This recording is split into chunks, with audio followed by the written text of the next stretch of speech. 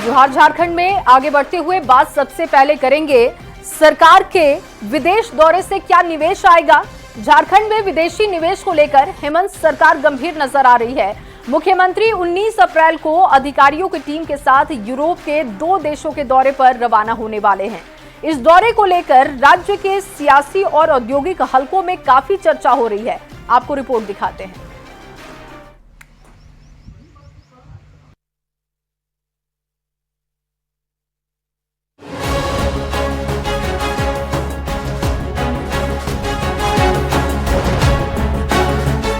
झारखंड में निवेशकों को लुभाने की कवायद एक बार फिर से शुरू होने जा रही है।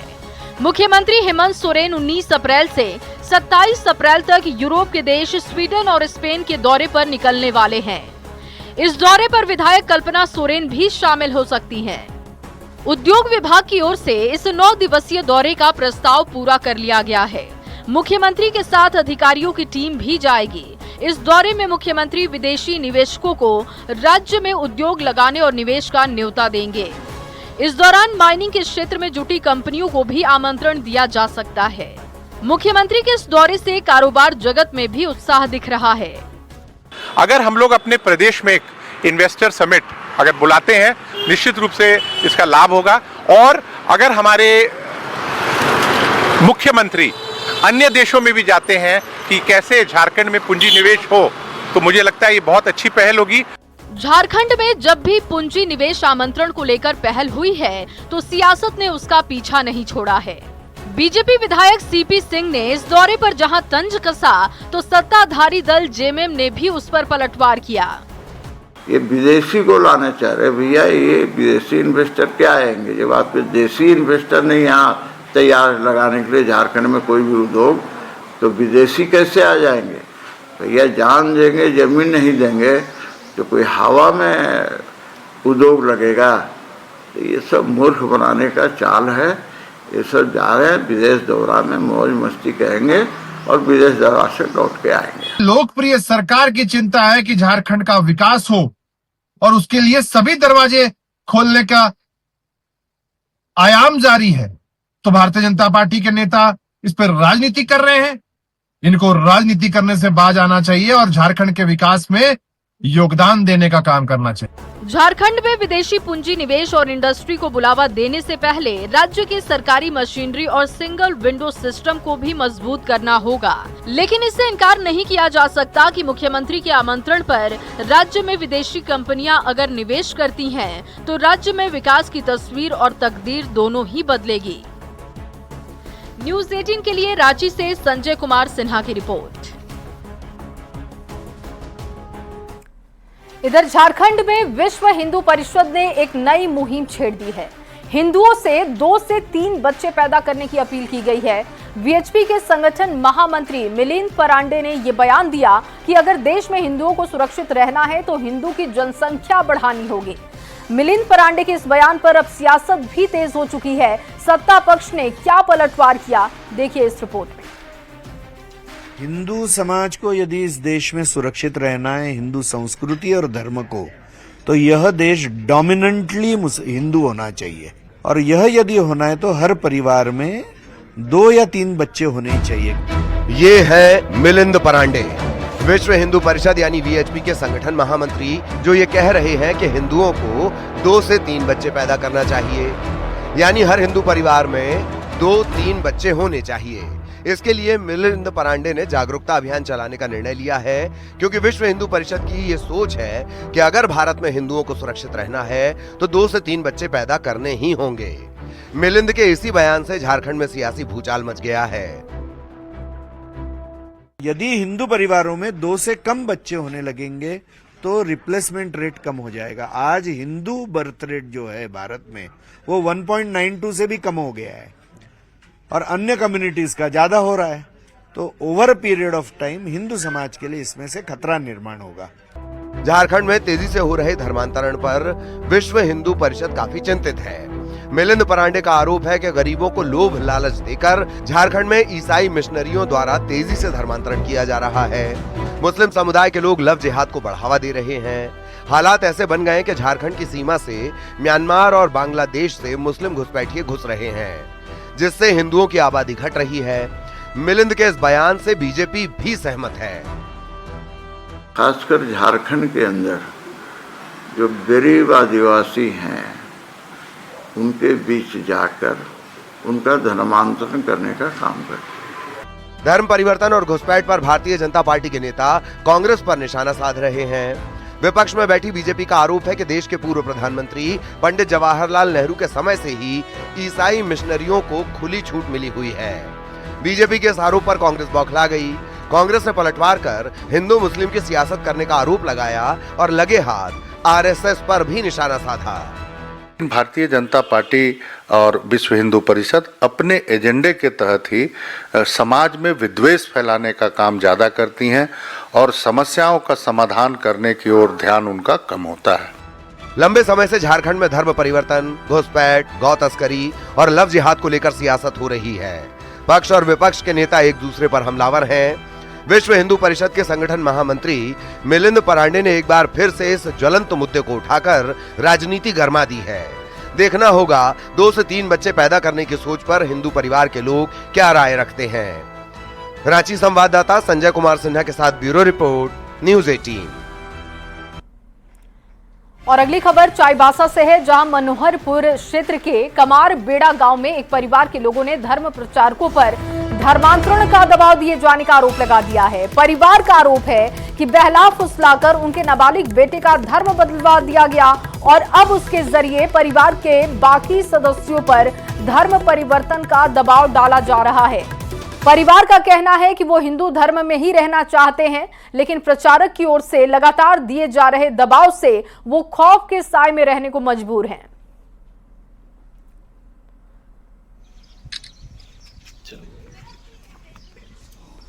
आए तो हमको फोन किया और बोले कि आप लोगों का घर पादरी तो घर देखने के लिए आ रहा है, बोल के घर देखने के लिए आया। हम लोग बोले ठीक है, घर देखने के लिए आएगा तो आने दीजिए, बोल के आया और यहाँ पर क्या बात किया हमको भी नहीं पता। और पूरा फोटो सब भगवान का ले गया सब कुछ, तो हम लोग का घर में अच्छा ही नहीं रहता है, तो हम लोग नहीं करेंगे ये पूजा, हम लोग जैसे पहले थे वैसे ही करेंगे, बोल के बोले। फिर हम लोग वैसे ही हम लोग का गुरु सबको बुलाए और पूजा पाठ करने ध्यान दिए, तो फिर वैसे ही मतलब पूजा पाठ कर रहे हैं तो वैसे धमकी दे रहे हैं। को उधर खाने पीने देता है, उधर उसका घर में ही रहता है। किसका घर में? पुष्पा घर में। पुष्पा के घर में रहता है। बेटा को पहला फुसला दिया है ना? हाँ, पूरा उसको क्या कर दिया है जो मेरा बातें नहीं। तो बोलता है ईसाई धर्म, बेटा भी बोलता है ईसाई धर्म अपनाओ। हाँ, नहीं अपनाने से नहीं आएंगे घर। हाँ, नहीं आएंगे। और अगली खबर रांची से, जहां रांची में बीच सड़क पर राइफल लेकर घूमता और कुत्तों पर दनादन फायरिंग करता हुआ शख्स सुर्खियों में है। सोशल मीडिया पर वीडियो वायरल होने के बाद रांची पुलिस हरकत में आ गई है और आरोपी को गिरफ्तार किया गया है। पूरे घटनाक्रम में दोषी कौन है, आरोपी या फिर नगर निगम? सभी लोगों की जुबान पर यही सवाल है। पूरी खबर जानिए इस रिपोर्ट में।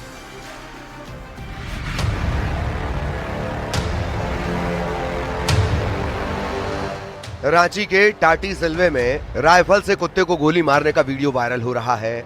वायरल वीडियो में दिख रहे शख्स की पहचान प्रदीप पांडेय के रूप में हुई, जो टाटी सिलवे इलाके में राइफल लेकर घूमता दिख रहा है और अचानक एक कुत्ते पर फायरिंग कर देता है।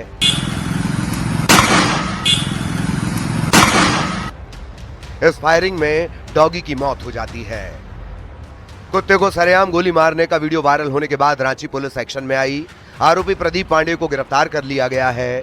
पूरे मामले में डीसी ने भी संज्ञान लिया और आरोपी पर कड़ी कार्रवाई की बात कही है। इसी के साथ आवारा कुत्तों को पकड़ने के लिए नगर निगम को भी निर्देश दिए गए हैं।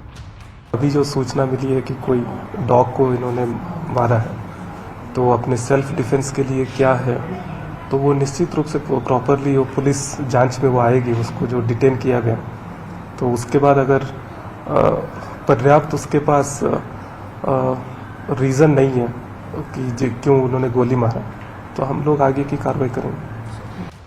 आपको बता दें, आरोपी प्रदीप पांडेय ठेकेदार है और उसे सोमवार को कुत्ते ने दौड़ा दिया था। इसे लेकर वो डॉगी से नाराज दिख रहा था। इधर रांची नगर निगम और जिला प्रशासन की तरफ से स्ट्रीट डॉग्स पर कोई कार्रवाई नहीं हो रही है, जिससे स्थानीय लोग भी नाराज दिख रहे हैं। हाल ये है कि लोग अकेले में घर से निकलने से हिचक रहे हैं। काटने वाला तो नहीं स्पष्ट कर पाएंगे, मगर वो मतलब दौड़ाता था। लेडीज लोग भी परेशान थी, क्योंकि जो ग्राउंड है आपका, लेडीज लोग जो है दौड़ती थी। निगम उगम की तरफ से कार्रवाई नहीं हो रहा था? नहीं, कोई कार्रवाई नहीं हो रहा था। कुत्ते को के खदेड़ खदेड़ के काटता था। हाँ, अभी तो यहाँ पर चुन्नू के एक औरत है विधवा, वो अभी गई है मंगर बाजार में सब्जी बेचने, उसका तो साया साड़ी ब्लाउज सब फाड़ के काटा है। फ्री घूमता था आदमी, अभी डंडा लगे, सब इन्हें बैठा रहेगा, उन्हें बैठा रहेगा, उन्हें बैठा रहेगा, इससे बहुत परेशानी है। तो उसको उपाय करिए, उसको क्या है, बुता को पकड़िए।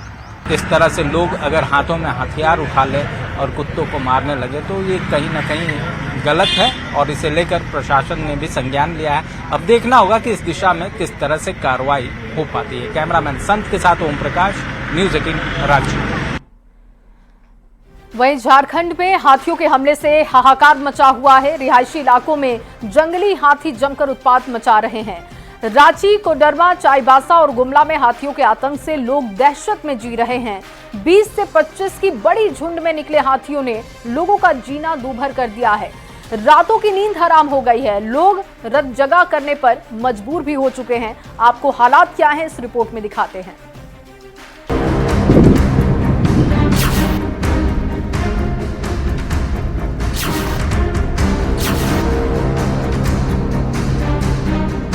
झारखंड में इन दिनों गजराज गुस्से में है। हाथियों के आतंक से दहशत का माहौल है।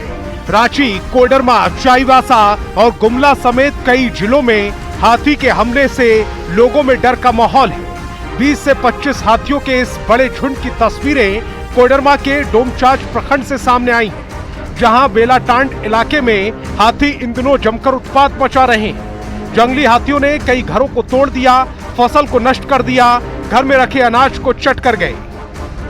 हाथी आने पर जने तोड़ने ताड़ने चालू कर दिया। जब तोड़ने ताड़ने चालू किया तो 10 कम से 12-13 बोरा आलू था, 10 पटा चावल था और 200 कम से 300 केजी मतलब मकई था और चावल था कम से 10 पटा से। लगभग 1 महीना पूरा होने वाला है। 10 मार्च से ही ये हाथी जंगल छोड़कर रिहायशी इलाके में तांडव मचा रहे हैं। वन विभाग लगातार हाथियों को खदेड़ने में जुटा है, लेकिन हाथी बाज नहीं आ रहे।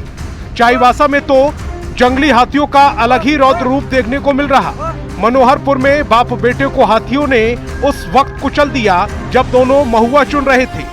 हाथी के हमले से दोनों का पैर टूट गया और शरीर में काफी चोटें आई हैं। फिलहाल मनोहरपुर के अस्पताल में दोनों का इलाज चल रहा है। उधर गुमला में भी हाथियों के आतंक के कारण लोग खौफ में हैं।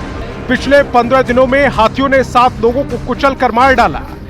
अब भी हाथी सिसई और भरनों के अमलिया इलाके में घूम रहे हैं। लोग डर डर कर जी रहे क्योंकि हाथी किसी भी वक्त अचानक हमला बोल दे रहे हैं। हालात ऐसे हैं कि लोगों की नींद छिन गई है। ग्रामीण डर के मारे रात जगा करने को मजबूर है। ये बहुत परेशान करत है, गांव घर के बहुत डर सक है और एखन तक जंगल झाड़ बाजार हाट करे के हमन तनी मनी डर कर मारे इति हो गई, सुनसान है। हाथी का प्रकोप के कारण बहुत ज्यादा डर पैदा हो गया है और सबसे पहला बात है कि आदमी को हंसू कटागा में कुचल भी दिया है। और फिर ये ड्रागडी बोलते हैं बगल गांव में, वहां भी एक हत्या हुआ हाथी के वजह से। और जहां तक हुआ कि 1 दिन के बाद वहां डेड बॉडी मिला। मौत बनकर घूम रहे हाथियों के झुंड से लोग थर-थर कांप रहे हैं। वन विभाग की ओर से माइकिंग कर लोगों को अलर्ट किया जा रहा है। हाथियों को वापस जंगल में भगाने की कोशिश जारी है। देखना होगा कि वन विभाग की टीम को सफलता कब तक मिल पाती है। कोडरमा संवाददाता रितेश लोहानी, चाईबासा संवाददाता रूपेश प्रधान, गुमला संवाददाता रूपेश कुमार भगत के साथ ब्यूरो रिपोर्ट, न्यूज 18। और चलिए बात करते हैं जल संकट की। अप्रैल के दूसरे सप्ताह में ही जल संकट से जूझ रहे लोग सासत में हैं। गर्मी की शुरुआत में ही झारखंड के जिलों में ये हाल है कि अभी तो पूरी गर्मी भी बाकी है और अभी से लोग त्राहिमाम कर रहे हैं। जल संकट से त्राहिमाम कर रहे लोगों की परेशानी क्या है, इस रिपोर्ट में देखिए।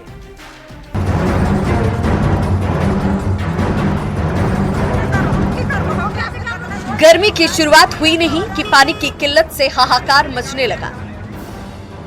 राजधानी रांची में Vardhaman compound, East Jail Road सहित कई इलाकों में पिछले 5 दिनों से पानी की सप्लाई ही नहीं हुई, जिसे लेकर लोगों ने जमकर आक्रोश जाहिर किया और रोड जाम कर दिया। आक्रोश को बढ़ता देख पेयजल विभाग के कर्मी पहुंचे और वाटर सप्लाई में आई गड़बड़ी को ठीक करने में जुट गए।